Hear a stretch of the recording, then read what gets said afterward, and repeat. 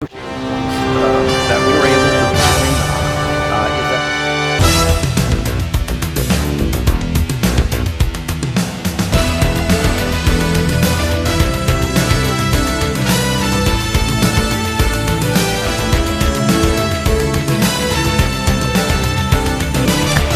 It's Thursday, September 22nd, and this is your coffee break on the HAN Network. I'm Kate Czaplinski with the latest local news, including Governor Malloy in Stratford yesterday, a fire at a recycling plant in Milford, and the latest on a horrendous case of animal hoarding in Weston. Frank Granito will have a look at the forecast and a Nutmeg Sports update, and Donna Lang will join us to take a look back on this day in history. And since it's Thursday, John Kovach will join me later to preview the front pages of our HAN Network community newspapers this week.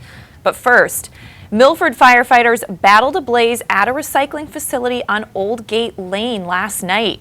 When firefighters arrived at the City Carting and Recycling Company at 221 Old Gate Lane in Milford at about 10:15, they found a large waste pile inside the structure that was on fire. You can see a photo there. A fire crew remained on the scene throughout the evening to quench any remaining hot spots. Heavy machinery will be used this morning to remove the debris and allow firefighters to overhaul the smoldering embers. No injuries were reported and the cause has not been determined. Firefighters from Stratford and West Haven provided mutual aid coverage during that incident. And a Monroe resident has pleaded guilty to making false statements to federal agents during the investigation of an employee kickback scheme that involved undocumented workers. Deirdre Daly, United States Attorney for the District of Connecticut, said 62-year-old Anthony Diaz of Monroe waived his right to indictment and pleaded guilty before U.S. District Judge Stephen Underhill. According to court documents, Diaz is the co-owner of Advantage Cleaning LLC, a company that provides cleaning services to construction sites. The documents also state that Diaz is the manager of Advantage Maintenance, Inc., which is a janitorial company. Daly said an investigation revealed that undocumented employees working for Advantage Cleaning and Advantage Maintenance were required to give a portion of the money they earned to Diaz. The court document said that employees that made $37 to $41 per hour would cash their paychecks and give Diaz $25 for each hour that they worked. In 2014, Diaz was interviewed by the Department of Labor agents about employee kickbacks and the employment of undocumented workers, and during that interview, he denied hiring undocumented employees and taking any money. Diaz will be sentenced on January 10, 2017, and he faces up to 5 years in prison.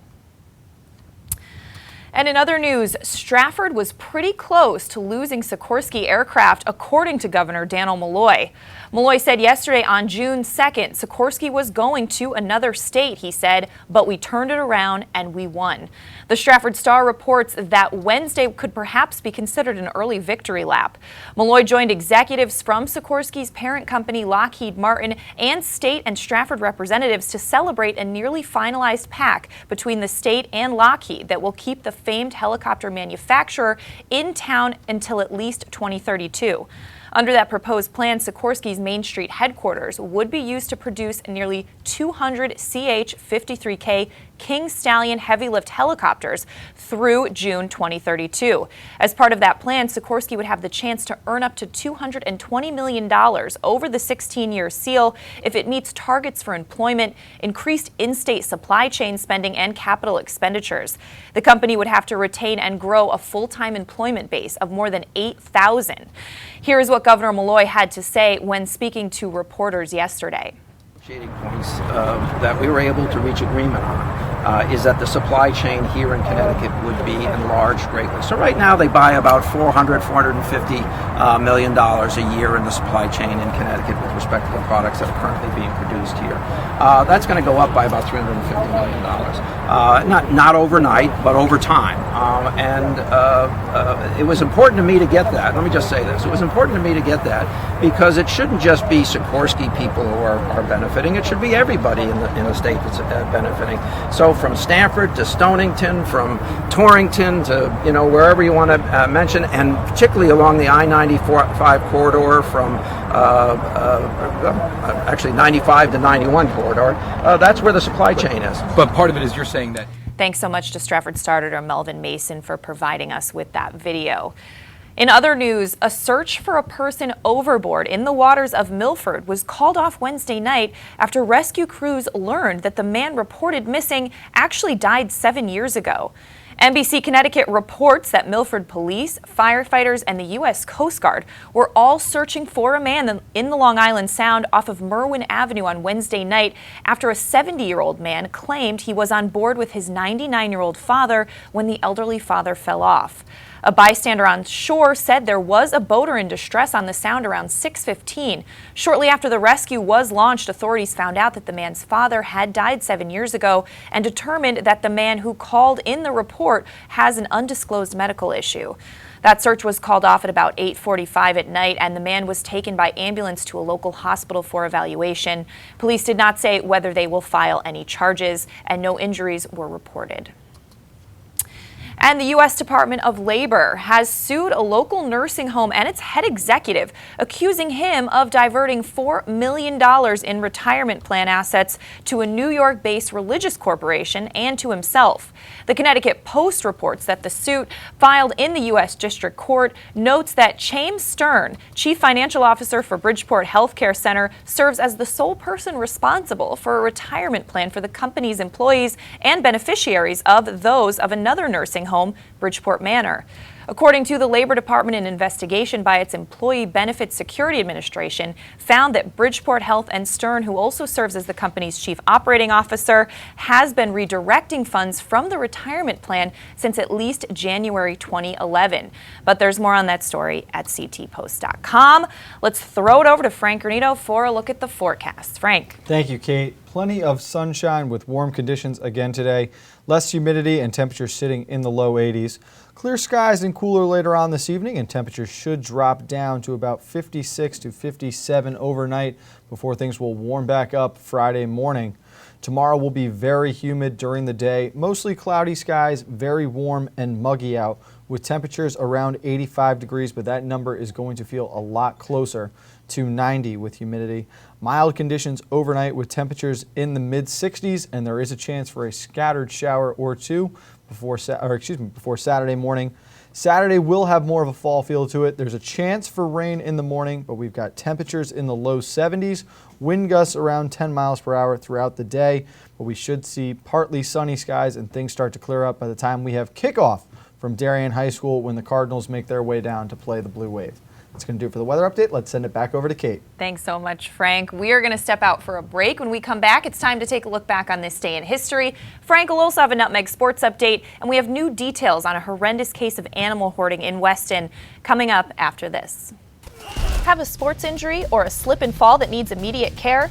Coastal Ortho Express Urgent Care gives you direct access to an orthopedic specialist fast, without an appointment. Biking, golf, tennis, soccer, whatever the sports injury is, sprain or fracture, Coastal Ortho Express can help. Coastal Ortho Express Urgent Care, open Monday through Saturday, now in 2 locations. The iPark building at 761 Main Avenue in Norwalk and 36 Old Kings Highway South in Darien. Or go to coastalorthoexpress.com, like them on Facebook. Hi, this is Leo Carl from Carl Chevrolet in New Canaan. And you've heard me talk about the Chevy Volt for years. The new model gets 53 miles on EV charge daily, plus 420-mile full range. But don't take my word for it. You need to come in and test drive the Volt yourself. Visit us at 261 Elm Street in New Canaan or online at carldirect.com.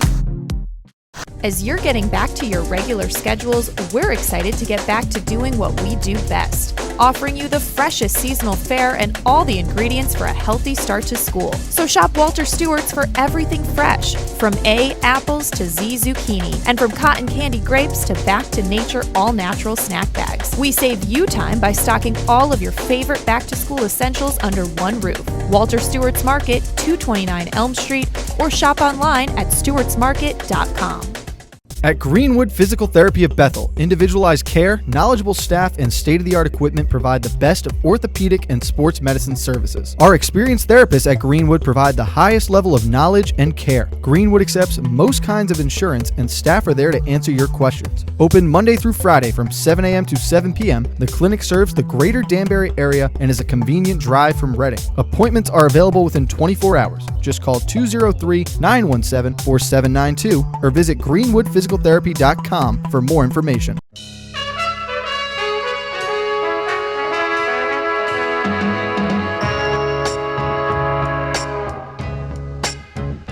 Washington Prime, now open on Main Street in Georgetown. Come enjoy our relaxed setting, excellent service, award-winning nightly happy hours, and feast on our creative new American cuisine. Connecticut Magazine's winner for Best Steak, Washington Prime of Georgetown. You're watching the HAN Network, and you're not alone. More than 1.5 million viewers have watched our live sports, news, and entertainment broadcasting since the network launched in August 2015. Advertise on the network that reaches Fairfield County, Connecticut's most engaged audience. Contact Advertising Director Jessica Murrin at 203-273-7312 or email jessica@han.network. We're back on this September 22nd edition of your coffee break on the HAN Network.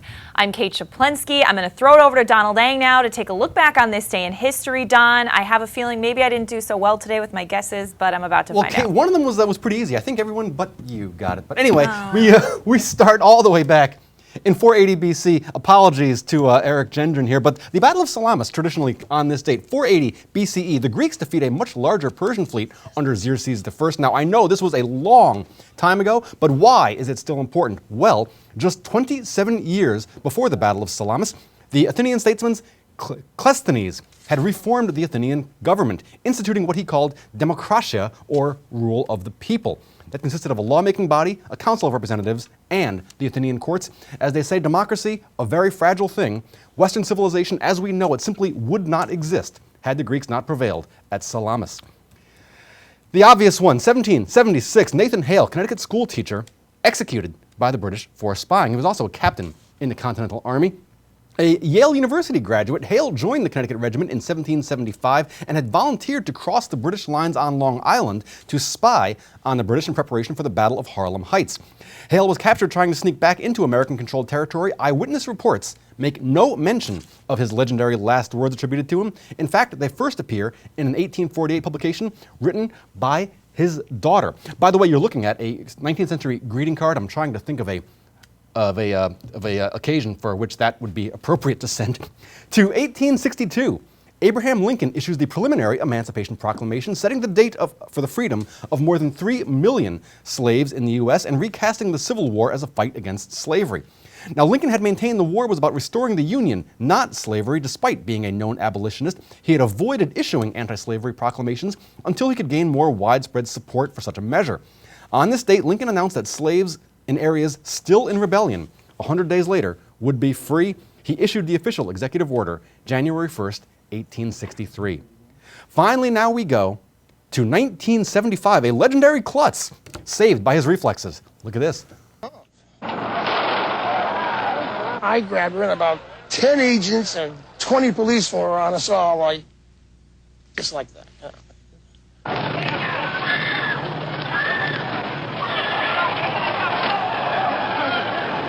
That's the one regret I have, that it was not successful. 1975, Sarah Jane Moore tries to assassinate President Gerald Ford, but is foiled by Oliver Sipple. You saw his comments there. This was actually, believe it or not, the second time in 17 days someone had tried to kill Ford. Incidentally, Ford has two interesting distinctions. At a little over 800 days, his presidency was the shortest of any president not to die in office. Also, he was vice president and president, but was never elected to either office. Both of Ford's would-be assassins, by the way, Moore and Lynn Frome, are still alive, and neither one of them, right now, is in prison. That is your look back in history for today, September 22nd, and I'm Donald Lang. All right, Don, I only got one right today. I think Eric went 3 for 4. You can't see Eric him behind the Gendron, our camera. The director, victory did very dance well. is alive and well. All right. Well, thank you so much, Don. Taking a more serious turn in other news today, a death last week in Ridgefield is being investigated as a possible heroin overdose. The Ridgefield Police Department's Detective Division is currently investigating the possible overdose of a 26-year-old female, which was reported on the evening of September 14th. That, according to Jeff Kreitz, who is the public information officer for the Ridgefield Police. Kreitz confirmed that the drug suspected in the death was heroin and that the victim died at her home in Ridgefield. There's more on that story at theridgefieldpress.com. But let's shift gears again, throw it back over to Frank Granito for a Nutmeg Sports Update. Frank. Thank you, Kate. Congratulations to Eric. That's great, yeah. Let's start with the HAN Network's coverage from Fairfield Ludlow yesterday afternoon when the Falcons hosted the St. Joe's Cadets in girls soccer. St. Joe's coming away with the 1-0 victory in what turned out to be quite a defensive struggle. The lone goal was scored by senior Lindsay Savko off of a 17th-minute corner kick from her teammate Alexis Mason. Let's take a look at some of the highlights. Alexis Mason is set for this corner kick, going with her left foot, trying to bend one towards the net. Oh! Bounces around and it goes in! Couchner missed the punch. It came down off the crossbar. What a shot, though, from the corner, Tim. Decisions. There's Mazzo with it, looking for Savko. Inside off the left foot. Oh, and just over the net. Oh! A gorgeous look right inside Lindsay Savko, stepping around the defender. Quickly stepping up to it. That one makes its way through in front of the net now. Oh! Just wide on the right side of the post as the clock hits all zeros. 2 and 1. Time will run out here as the Cadets remain unbeaten on the year. St. Joe's is now off until Tuesday next week when they will host Danbury. They move to 5-0-1 on the season. Ludlow now at 1-3-1 will look to bounce back tomorrow afternoon when they travel up to play against Trumbull. Some of the other girls' soccer scores from yesterday afternoon saw Darien shutting out New Canaan by a score of 3-0.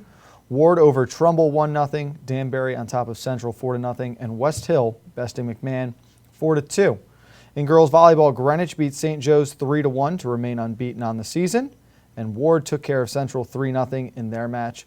A couple of swimming and diving updates. The co-op team of West Hill and Stanford defeated St. Joe's 100-57. And the Lady Cardinals outswam Danbury on their way to a 105-54 victory. And that's going to do it for this Nutmeg Sports Update. Make sure that you tune in at 2 o'clock today when Donald and I will be joined by Greenwich quarterback Connor Langen, who gives us his thoughts on this weekend's upcoming matchup against the Darien Blue Wave. Let's send it back over to Kate. All right, sounds great, Frank. Thanks so much. In other news, as we reported last Friday from the Darien Times, the historic Ziegler property located on 63 acres on Darien's shoreline is up for sale for the first time in a century. The realtor David Ogilvy and Associates of Greenwich has listed the price as $175 million. According to the listing, Great Island, upon which the estate is located, is a secluded sphere of incredible beauty and solitude and is connected to the mainland by a wide land bridge. The Darien Times this week received some new details about the home and the sale. The listing says that 200 stone masons built the main structures over some years, including the guest house, the amazing stable, and the caretaker's house, as well as a gatehouse, several smaller houses, a yacht basin with docks, plus several beach cottages and a charming 1800s antique house. The house has 10 bedrooms, 8 full bathrooms, 2 half bathrooms, and 4 fireplaces. The estimated mortgage payment for a 30-year loan is estimated by the real estate firm Mortgage Calculator as over $680,000 a month. But we've been updating you on this horrendous case of animal hoarding in Weston. And yesterday on CT Pulse, we talked with Weston Forum editor Patty Gay on the latest on that story, including her interviews with Rainforest Reptiles and other of the rescue groups who were involved in that. Here's what she had to say. She basically said the conditions were indescribable. She said, I don't know if many people have smelled anything this bad. It was a smell of maggots, rotting flesh, and hundreds of dead animals. She said it just doesn't make sense how the homeowner could have lived in this house. And she just didn't think it was physically possible for someone to live like that with animal corpses and all the conditions that they found in the home. I should mention that the home at 82 Newtown Turnpike, it had electricity but no running water. Wow. And the homeowner was living there. I don't know if he was living there full time, but he was definitely living there, part of the time. Wow. And so who is the homeowner? I know you've done some research on that. Who owns this property? Okay, the name of the homeowner is Daniel Copulus, and he owns a very exotic, upscale bird shop called Fauna in New York City. It's on the Upper West Side. Now, he has a history of amazingly good things about him. Not only is he a well-regarded exotic bird shop owner, but the New York Times has written stories about him, and they call him, he's very soft-spoken, so they call him a soft-spoken bird whisperer. And then another story online, he was praised for annual pilgrimages that he made to Guatemala to save endangered scarlet macaws. So it just seemed very unusual that a man held in such high regard would be an animal hoarder and have hundreds and hundreds of animals in this home, uncared for and malnourished and not fed and not given water and, dying. In fact, from one of the people from the bird rescue group that helped with the birds, Rhode Island Parrot Rescue, said that there were some birds in a pile, bodies in a pile, and they were going through them kind of just to sort through them. And they said at one point there was more beak than body on the carcasses. Wow. They called it an absolutely heartbreaking, horrific scene at this house. And now I know in speaking to both the rescue organizations, they're also looking for some support because there's a lot of animals now that they have to, either rehabilitate or take care of right now. So can you tell us a little bit about that? Oh, sure. For example, for the birds, Rhode Island Parrot Rescue, which is based in Warwick, Rhode Island, has 130 live birds, and many of them are in very poor shape. They transported them up to Warwick. They immediately have given them medical attention. They've called in vets. They give them water. They're giving them food. They're giving them clean conditions. They're doing whatever they can to help save these birds. And because these are such exotic birds, I mean, we're talking about parrots, macaws, and cockatoos, really expensive exotic birds. They need a lot of care and attention, and it's very expensive. I mean, this place is used to only having 40 birds a month there, and now they have 130 more. So people, they're really reaching out to the public. They're asking for donations. If people want to donate, they can go to riparrots.org. There's a tab there, donate and wish list, and people who make donations should mark them Weston birds so that the donations are applied to this case. And as for rainforest reptile shows, they've taken on 90 snakes. And we're not talking little tiny snakes. We're talking ball pythons, large python-type snakes. And they also are very interested in getting donations for these snakes. And they can be reached at reptileshows.com. Okay, and can you say that one more time, Patty? I think you just cut out for just a sec. What's the website? Okay, yeah. For rainforest reptile shows, they can be reached at reptileman at rainforestreptileshows.com. Okay. Now, Patty, you both at the Weston Forum have done an incredible job covering this story. Any idea if arrests are going to be made in this? Will the homeowner potentially face any charges? What do we know so far? Yes, and that's what I've been working on the past 2 days is, trying to get the police to talk a little bit about this because they don't want to talk necessarily because it's still under investigation and they don't want to jeopardize their case. However, they did say they are working with the state's attorney's office and they do expect, charges to be forthcoming fairly soon. So we're waiting to hear more about that when it comes, and we'll know a little bit more. But all I can say is the house has been condemned. The director of health has condemned the house, so the homeowner can't live there. However, he is cooperating fully with police. The police said Mr. Kopulis is fully cooperating with them, and but I try to find out if they have. So you can get a lot more on that story at thewestonforum.com. Thanks so much to Patty Gay for talking with us yesterday. Let's throw it back over to Frank for another look at the forecast. Frank. Thank you, Kate. It is officially the first day of fall, but it still has a bit of a summer feel to it. Plenty of sunshine and very warm out today.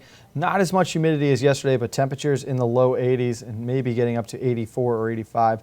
Clear skies and cooler later on this evening and overnight as temperatures could drop down into the mid-50s, but it will warm back up again starting Friday morning. Very humid during the day Friday, mostly cloudy skies, warm and muggy out with temperatures in 85 degrees. Could feel more like 90. Mild conditions overnight with temperatures in the mid-60s, and there's a chance for a passing shower that carries on till Saturday morning. We may see another shower or two before noon where things look like they'll start to clear up. Partly sunny skies, but Saturday will finally have that fall feel to it, Kate. 70 degrees with a nice breeze, and it should stay cooler as we move forward throughout the weekend. Perfect. So FCAC tailgate will be good. Tailgate and game day should be a lot of fun when we kick it off from Darien, excuse me. It's going to be great. All right, thanks so much, Frank. We're going to step out for a break. When we come back, John Kovacs joins me to preview the front pages of our papers this week. Coming up after this. Connecticut is coming back to hometown banking. To a partner that makes small businesses feel big. Where community comes first. Where high-tech tools go hand in hand with a human touch. Where you get the know-how only neighbors can deliver. Where saving time is important too. It's time to expect more. It's time to bank well. Bank smart. Bank local. Bank well.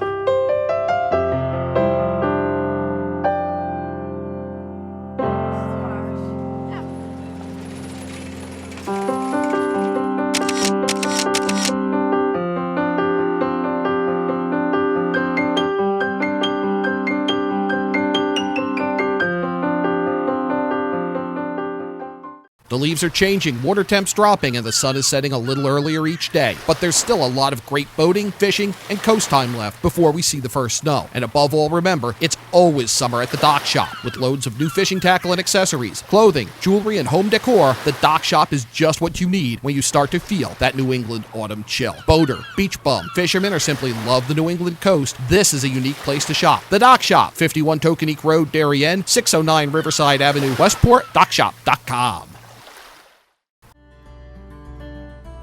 I really wanted something that felt like a home. Coming from a big house, I wanted the feel of a home as opposed to a condo. New Canaan is 6 minutes down the road. New Canaan's a beautiful little town to walk around. I work in Westport. My commute is 20 minutes. It's close to Westchester where my family is, so the location is ideal. There is no other townhome that compares in the area. This is where I want to be. I'm a filthy rich executive. I hear the market's down 1,000,000 points. I freak out. I spill my large espresso. The searing pain makes me slam on the brakes. Uh-oh, your fault. And your cut rate insurance may not cover my $90,000 car, so I sue you, because that's what I do. So get Allstate. You can save money and be better protected from mayhem. Like me. Visit your local Allstate agent, Nick Montanero, at 6528 Main Street in Trumbull for a personalized quote. I'm Frank Granito. And I'm Donald Ing for the HAN Network. Tune in to Nutmeg Sports Monday through Thursday, where we bring you all the top stories from Connecticut sports. From highlights to player interviews and expert analysis, no one gets you closer to Connecticut's games than Nutmeg Sports. Nutmeg Sports, now Monday through Thursday at 2 p.m. on the HAN Network.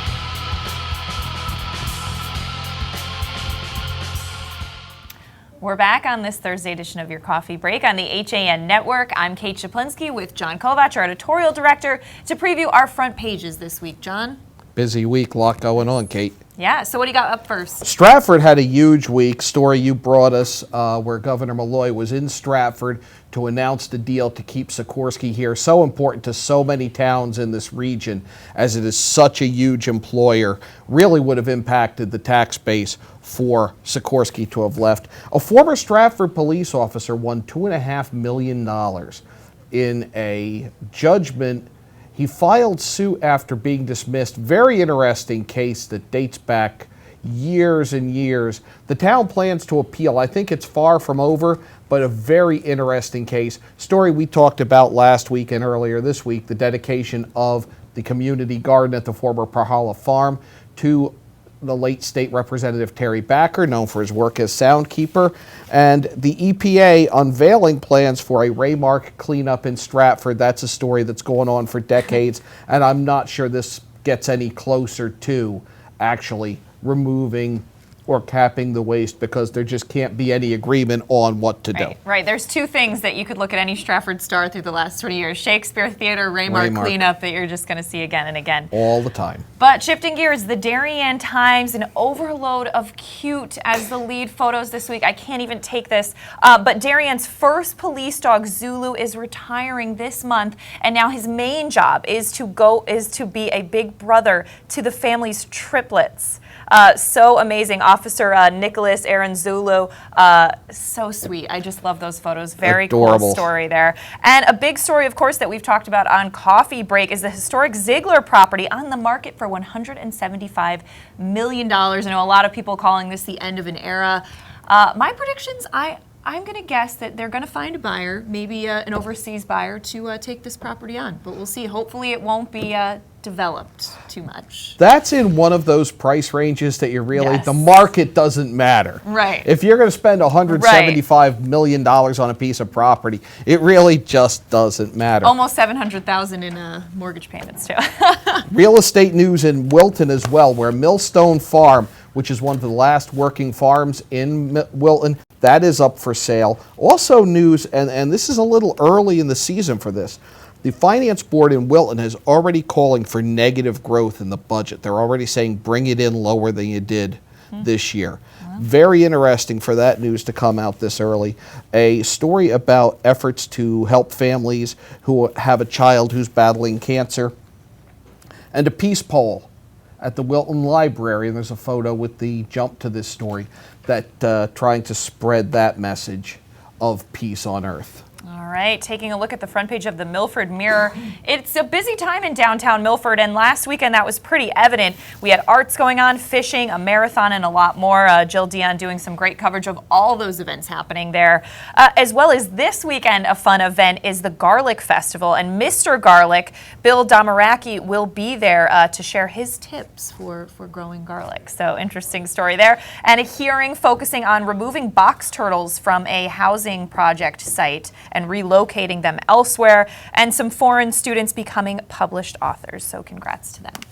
In Weston's story, you just updated us on that the House of Horrors, where all those animals were found. I was there, didn't get a really good look at the house.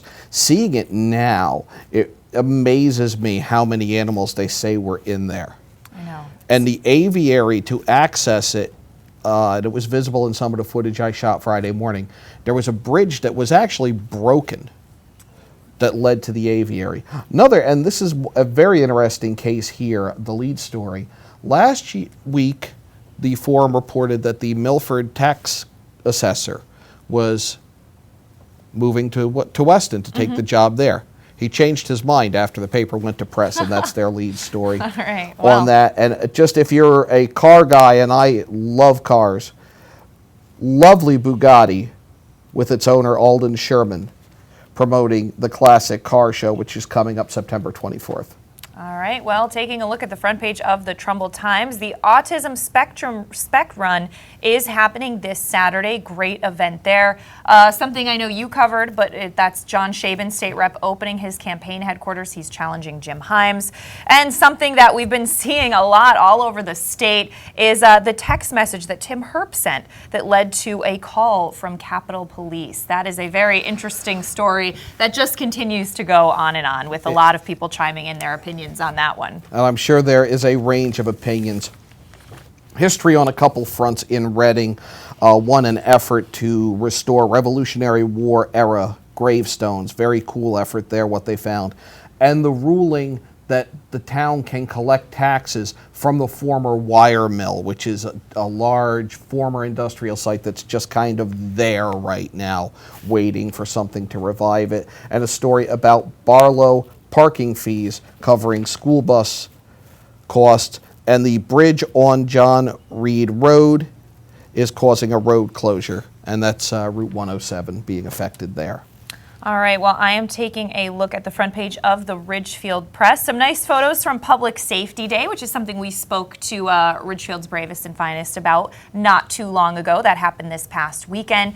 Interesting story by Mac Reed. There was a group in Ridgefield that formed and wanted to relocate a refugee family somewhere in Ridgefield. Well, apparently some protesters to that idea showed up to a meeting that was held last Thursday. Something we talked about on Coffee Break, a possible overdose death in Ridgefield, and some discussions about redistricting in Ridgefield as the Finance Board talks school enrollment there.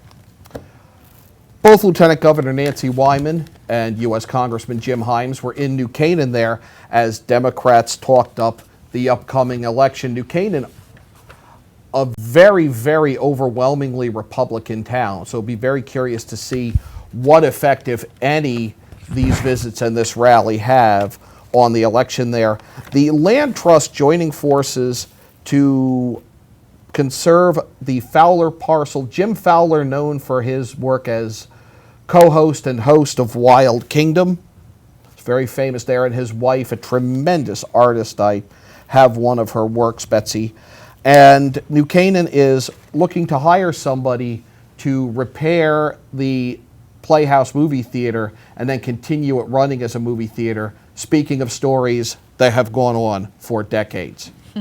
All right, we'll take a look at the front page of the Shelton Herald. Food trucks and fun celebrate Shelton drew some big crowds to the River Walk. Some photos from that event, as well as a story from over the weekend. A pedestrian struck on Howe Avenue. I know police are still investigating that one. And of course, big news, also big news in Stratford and in Shelton. Deal reached to keep Sikorsky in Stratford. So, and a trip that changed a teacher's life. A nice feature story on that.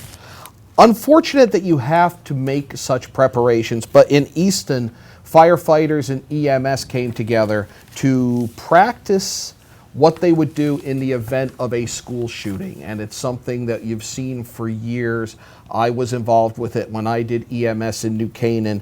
Some great photos, and I know Chris Burns shot some video that the Easton Courier has as well. Samuel Staples Elementary School, recognized by the federal government as an energy efficient facility. And take some time to look up at the stars, a great feature on stargazing in Easton on the front page of the Easton Courier. Good spot for stargazing. All right, taking a look at the front page of the Monroe Courier, a local Monroe drummer to perform at a Habitat for Humanity gala this Saturday. Chalk Hill, the school that was used by Sandy Hook while they were building a new school in Newtown, now vacated, might be a potential site for a probate court in Monroe. Monroe also hosting its first food truck festival this weekend. A lot of events going on, so very cool. Our papers also contain a special section on health and fitness. Crunch Time, look at exercising, very cool layout there. Mindfulness as an approach to find peace of mind. Day spas, forest bathing, a lot on mental wellness there. And we also have the arts and leisure section, Kate. Right, some recipes for pears, perfect for this time of year from our Conscious Cook, and a new nonprofit reaching into community arts in CT, so a great feature on that, and a lot more events and goings on inside arts and leisure this week. And I know we have Yankee Fishermen coming up at 1 o'clock today.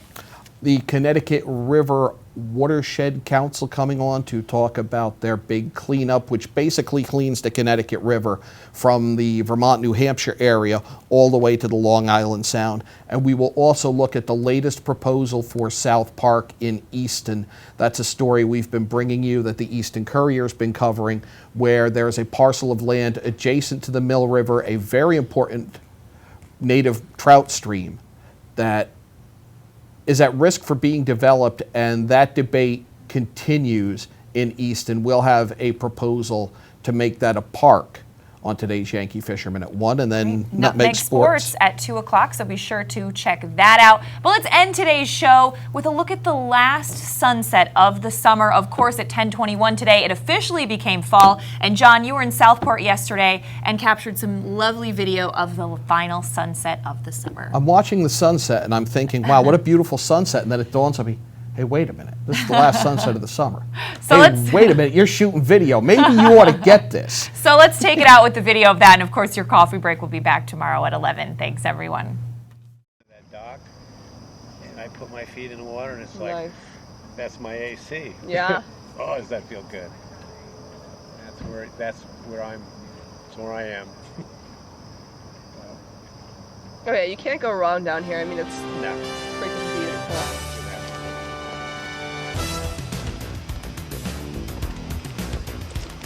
you also got these like beautiful mansions and the golf course with the theater